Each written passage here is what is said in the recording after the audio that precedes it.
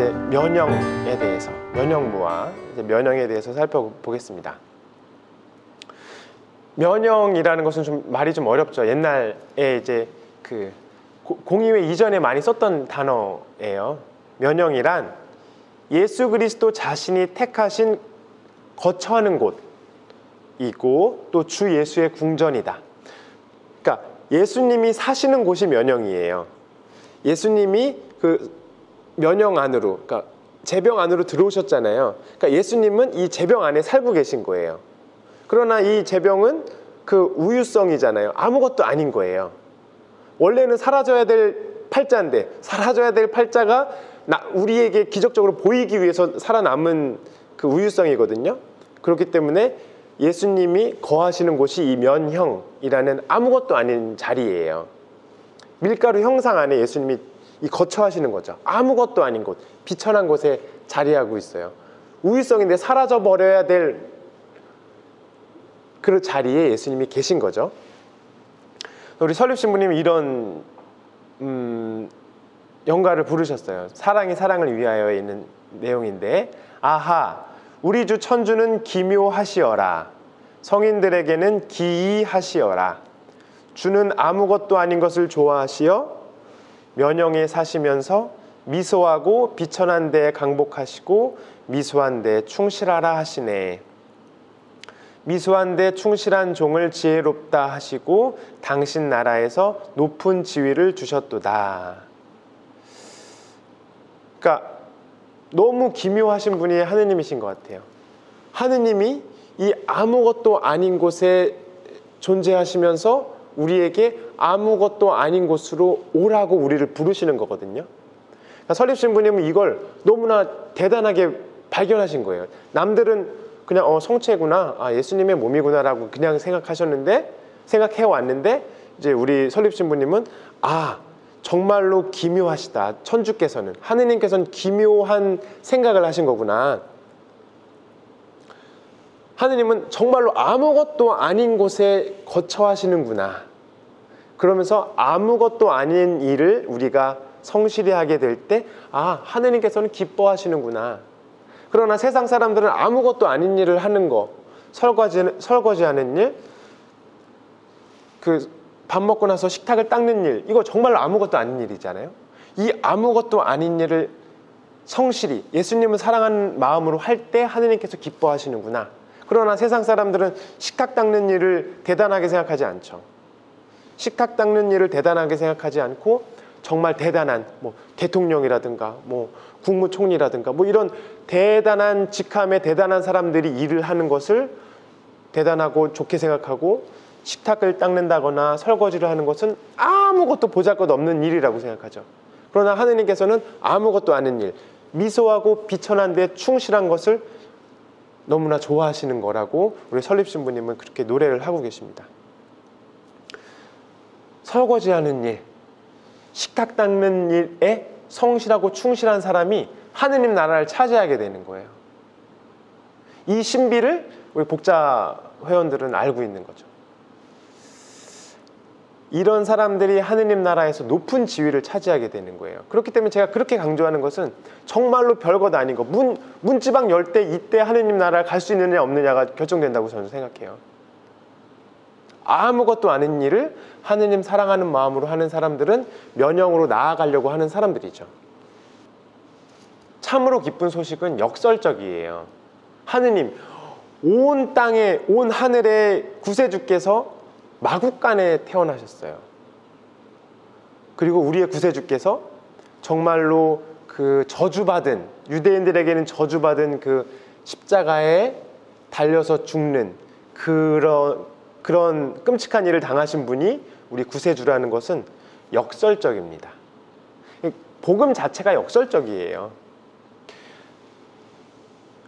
예수님께서 면형 안에 거하신다는 것도, 그러니까 지극히 무한하시고 지극히 전능하신 분이 이 면형, 아무것도 아닌 곳 안에 존재한다는 것 자체가 역설적이죠.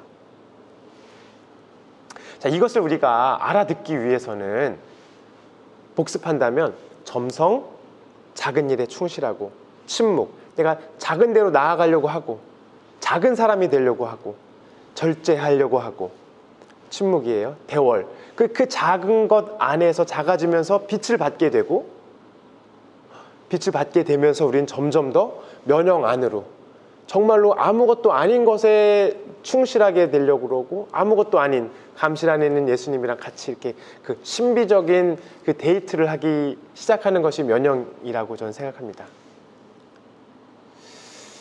그래서 점성 침묵 대월을 지나면 하느님께서 좋아하시는 곳, 미소하고 비천한 면형을 사랑하게 될 것입니다. 아무것도 아닌 것을 사랑하게 되죠. 면형이야말로 비천하다 못해 아무것도 아닌 거예요. 허무의 먼지 같은 거죠. 실체가 사라지고 우연성만 남은 그 미소하고 비천한 장소가 면형이다. 그 면형에 주님께서 친히 왕림하셔서 살고 계십니다. 우리는 그 낮은 곳이 아니라 아무것도 아닌 곳에 계신 예수님을 그 경배하고 찬송하고 있습니다.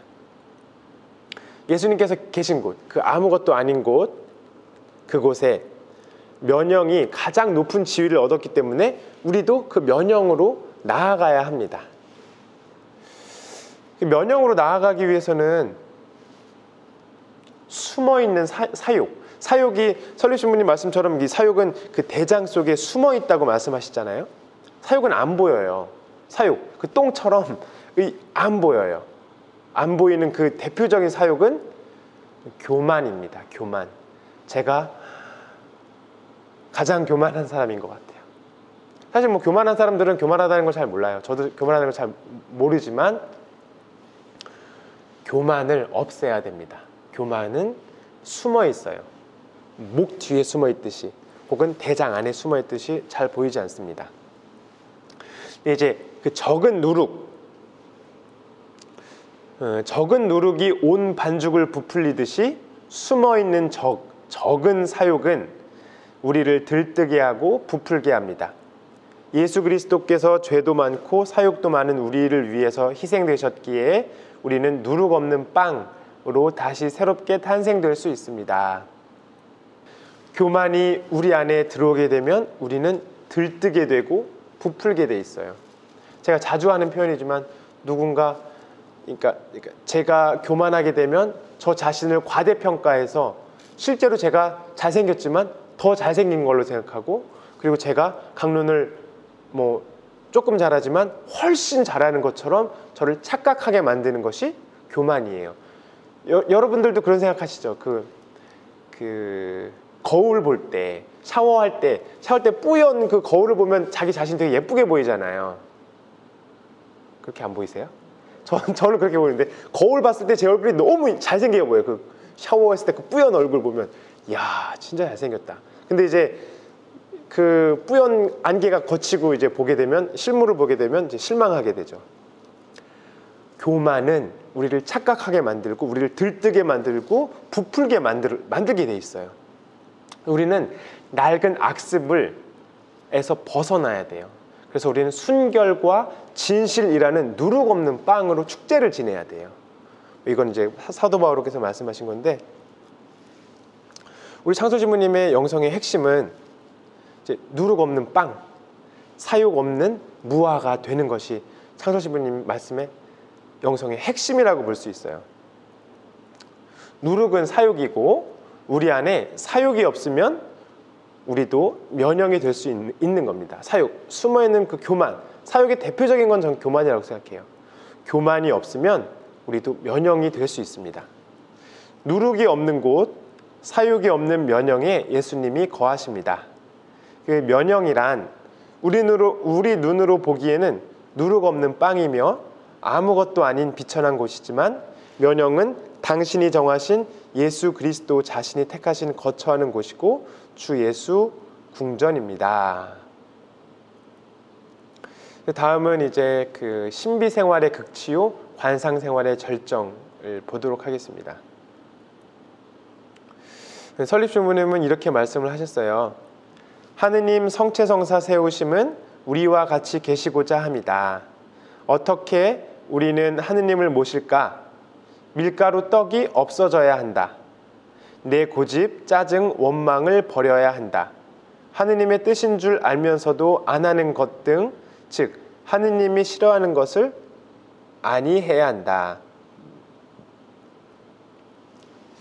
그러니까 우리는 하느님께서 싫어하는 것을 하지 말아야 되고, 하느님께서 가르쳐 주신 것, 좋아하는 것만 하게 되면 즉시 우리 안에 사욕이 사라지고 영혼의 빛이 내면 안으로 쏟아져 들어오게 됩니다.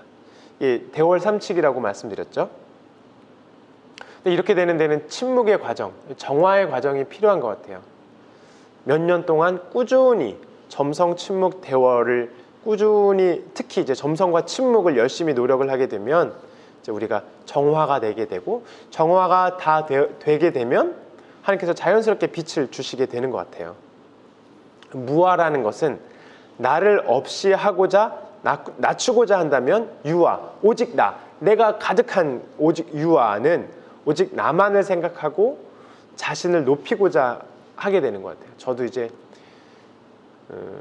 무아로 나아가지 않으면 자꾸만 나를 생각하고, 나 자신을 생각하고, 나 자신을 높이고자 하는 마음들이 계속해서 마음 안으로 들어오게 되는 것 같아요.